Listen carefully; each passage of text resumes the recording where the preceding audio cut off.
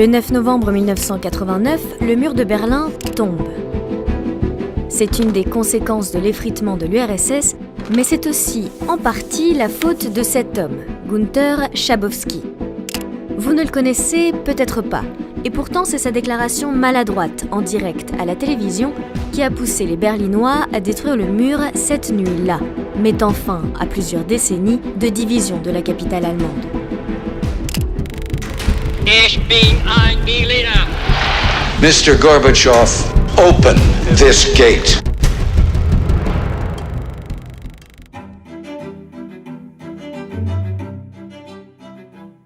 Aujourd'hui, à Berlin, le mur a quasiment disparu. Il reste quelques vestiges, mais à part ça, son tracé est signalé au sol. Du coup, c'est un peu compliqué d'imaginer à quoi ressemblait la vie quand Berlin était coupé en deux, avec d'un côté, ici, Berlin-Ouest, et juste ici, de l'autre côté, Berlin-Est. Alors pour comprendre à quel point la coupure du mur était importante, il nous faut un peu de contexte. Remontons à 1945. C'est la fin de la Seconde Guerre mondiale et les vainqueurs se partagent l'occupation du territoire allemand. L'URSS, les États-Unis, le Royaume-Uni et la France administrent chacun une zone. Bref, l'Allemagne est coupée en 4. Le tout dans un contexte qui tourne rapidement à l'opposition entre le bloc de l'Est et le bloc de l'Ouest. C'est la guerre froide. On appelle la guerre froide froide parce qu'elle n'est jamais devenue chaude, c'est-à-dire ouverte, c'est-à-dire qu'il n'y a jamais eu d'affrontement militaire direct entre les États-Unis et l'URSS. Tout se fige parce que chacun possédant l'arme nucléaire et des arsenaux de plus en plus grands, une crise pourrait dégénérer en affrontement massif. Donc cela fige un certain nombre de dossiers, comme le problème allemand. Il y a donc un problème allemand, mais aussi un problème berlinois. Tout comme l'Allemagne, Berlin est coupé en 4. Et en plus, elle se situe au beau milieu de la zone soviétique. Ce qui embête beaucoup ce monsieur, Joseph Staline.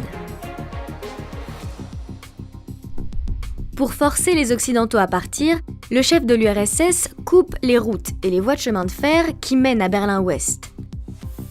Immédiatement, les forces de l'Ouest contournent le blocus en mettant en place un pont aérien. Un an plus tard, l'URSS arrête son blocus, faute de résultats. Dans la foulée, les Occidentaux unissent leurs territoires pour constituer la République fédérale d'Allemagne. Dans le même temps, du côté soviétique, se forme la République démocratique allemande. Deux États allemands se font alors face. Ils deviennent tous deux souverains en 1955. Mais la situation de Berlin est différente. La ville reste un territoire occupé, avec une zone sous contrôle soviétique et l'autre sous contrôle occidental. Ce qui continue d'embêter un autre monsieur, Nikita Khrouchtchev. En 1958, le nouveau leader de l'URSS lance un ultimatum aux Occidentaux. Il leur laisse 6 mois pour retirer leurs troupes de Berlin-Ouest et il veut signer un traité de paix qui règle définitivement la question allemande. Les Occidentaux, qui veulent garder leur ancrage à Berlin-Ouest, refusent de bouger. Finalement, les 6 mois passent, puis 1 an, 2 ans, et personne ne retire ses troupes. Rien ne bouge, jusqu'au jour où... Ich stehe Ihrer Frage so, dass es Menschen in Westdeutschland gibt, die wünschen, dass wir die Bauarbeiter der Hauptstadt der DDR mobilisieren, um eine Mauer aufzurichten, ja? Niemand hat die Absicht, eine Mauer zu errichten. Voici Walter Ulbricht. C'est le dirigeant de la RDA en 1961, et c'est surtout un menteur. En réalité, ça fait des années qu'il milite auprès de Khrouchtchev pour construire un mur entre Berlin-Est et Berlin-Ouest. Car il est confronté à un problème assez grave, la fuite de sa population. On n'a pas des chiffres exacts, mais on estime qu'il y a entre 3 millions et 3,5 millions d'Allemands de l'Est qui ont quitté la République démocratique allemande entre sa fondation et la chute du mur. Alors déjà, perdre 3 millions de personnes quand son pays en compte 17 millions, ça pose un problème. Mais en plus, il ne s'agit pas de n'importe quel type de population. On peut parler d'une élite sur laquelle base aussi le fonctionnement de l'État. Et donc cette perte d'une élite, donc d'une élite jeune notamment, était un grand problème pour le fonctionnement de la RDA elle-même. Pour éviter cette fuite, toutes les frontières de la RDA sont déjà fermées. Toutes, sauf celle qui traverse Berlin.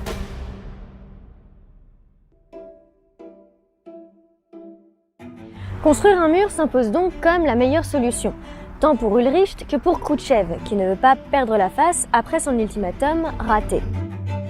Le 13 août 1961, l'ordre est donné, Berlin-Ouest est coupé du monde. Du jour au lendemain, les familles sont séparées. De nombreux Est-Allemands ne peuvent plus se rendre sur leur lieu de travail et même les enfants doivent changer d'école. Bref, c'est un énorme choc pour les 3 millions de Berlinois. Et pourtant, les troupes occidentales présentes sur place ne bougent pas. Le mur de Berlin n'est pas construit sur la ligne exacte de la frontière. En fait, il est construit légèrement en retrait. Donc il est construit en zone soviétique. Il est hors de question de passer la frontière pour aller le détruire. Ça serait une invasion, ça serait une attaque. D'autant que, finalement, le mur arrange aussi les affaires des Occidentaux. Du point de vue des relations internationales, la construction du mur de Berlin, en soi, est un scandale. Mais aussi horrible que ce soit à dire, le mur de Berlin, en fait, permet de clore la crise ouverte par l'ultimatum, puisque tacitement, ça reconnaît que les Occidentaux sont légitimes à Berlin-Ouest. Si le mur résout pas mal de problèmes, il provoque aussi une autre montée de tension entre l'URSS et les États-Unis, ici, à Checkpoint Charlie. Checkpoint Charlie, c'est l'un des points de passage entre Berlin-Est et Berlin-Ouest. Il est évidemment gardé, et pour le traverser, il faut présenter ses papiers et une autorisation. Cette règle est vraie pour tous, sauf pour les diplomates des puissances occupantes. Tant que leur statut et leur nationalité étaient clairement visibles, sur une plaque d'immatriculation par exemple, ils pouvaient circuler librement. Or, au cours du mois d'octobre 1961, des soldats est-allemands tentent à plusieurs reprises de contrôler les papiers de diplomates américains. Ceux-ci refusent et ne peuvent donc plus traverser la frontière. Pour forcer ce blocage, les Américains font escorter leurs diplomates de plusieurs tanks. Et en réponse, les Soviétiques positionnent eux aussi une trentaine de chars d'assaut de leur côté de la frontière. Le 27 octobre 1961, des chars soviétiques et américains se font donc face pendant 16 heures. Finalement, URSS et États-Unis parviennent à communiquer pour apaiser la crise. Car, au fond, aucun des deux ne veut d'une guerre ouverte. Les altercations, les petits incidents qui se passent, en particulier à Checkpoint Charlie, sont assez emblématiques de la guerre froide, à savoir les agissements d'un ou deux ou les erreurs d'un ou deux individus qui, pour une raison ou une autre, se retrouvent coincés en panne d'essence ou à faire de la provocation, se retrouvent par ce jeu mécanique d'échelle à devenir en fait un risque mondial.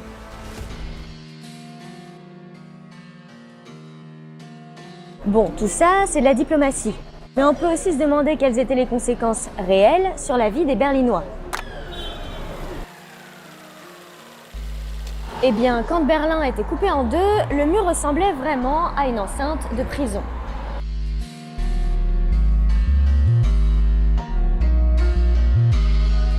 À ceci près qu'à partir de 1975, avec la construction de la dernière génération du mur, il ne s'agit plus d'un mur, mais de deux murs.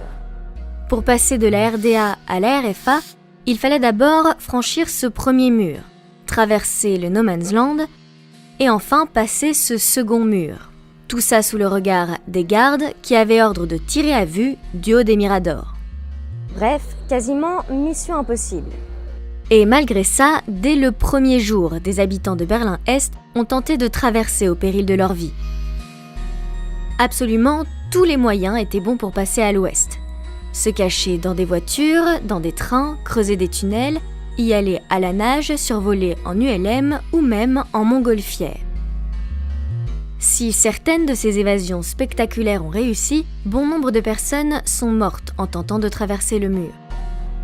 Et bon nombre d'autres encore ont été emprisonnées par la Stasi, la police politique du régime. Alors, qu'est-ce qui pouvait pousser les habitants de la RDA à prendre autant de risques pour fuir ? Eh bien, d'abord, comme tous les habitants du bloc communiste, les habitants de la RDA étaient étroitement surveillés. Et la vie de ceux qui étaient considérés comme hostiles au régime était compliquée. On pouvait leur interdire de poursuivre leurs études et leur attribuer un travail d'office. Il faut ajouter à ça qu'il n'y avait pas réellement d'élections libres en RDA. Par contre, il y avait un décalage économique très important avec la RFA. D'un côté, vous avez la République fédérale d'Allemagne, qui est le pays qui se reconstruit le plus facilement et le plus rapidement dans toute l'Europe après la Deuxième Guerre mondiale, suite au soutien américain. Et vous avez de l'autre côté, donc une Allemagne de l'Est qui donc peine à tenir le rythme. C'est une question à la fois de décalage réel, mais aussi une question de perception, renforcée aussi par une certaine propagande américaine.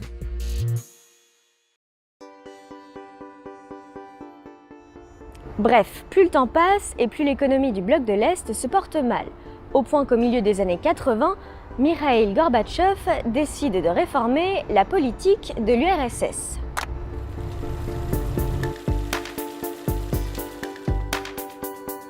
Avec la désidéologisation qu'apporte Gorbatchev, va aussi l'idée que les pays d'Europe de l'Est sont invités à rester dans le système qu'on a construit ensemble, à continuer à partager les valeurs qu'on a autour du communisme et différentes valeurs associées.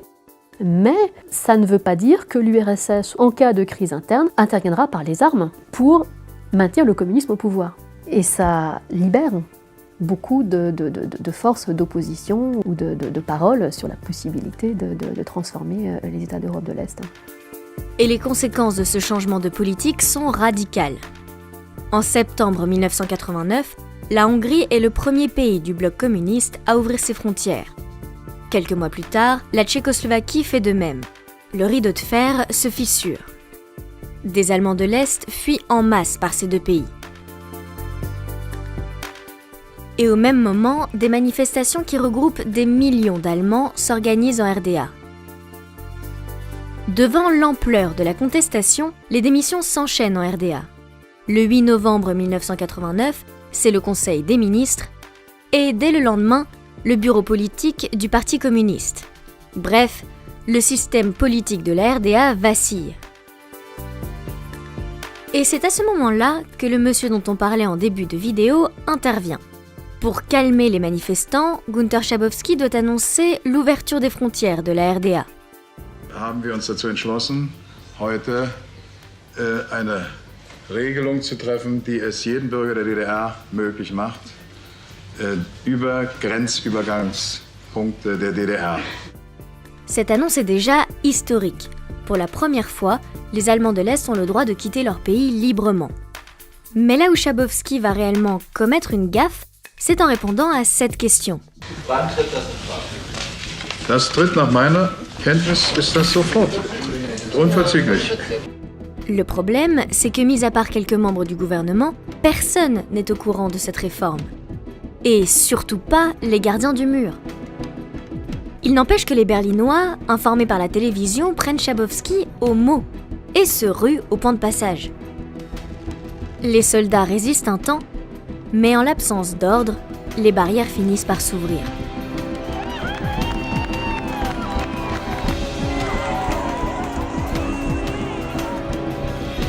Le mur de Berlin est tombé.